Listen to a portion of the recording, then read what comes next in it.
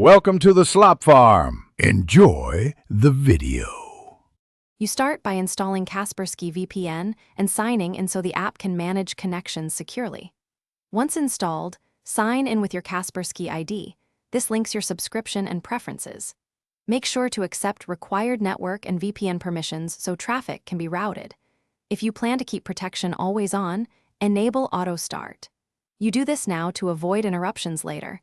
Having the app authorized is why connections succeed without repeated prompts. You now pick where and how your traffic travels. Quick Connect finds the fastest server, while selecting a country changes geolocation. Once done, enable the kill switch so apps stop if the VPN drops. Make sure Auto Connect on Wi-Fi is toggled for untrusted networks. If you use specific apps, set split tunneling to route only selected apps through VPN. Adjust the protocol. Automatic is safe, but WireGuard gives better speed for streaming and gaming, which is why you might prefer it. You finish by connecting and verifying that traffic is protected. Tap Connect and check the app status and your public IP to confirm the server location.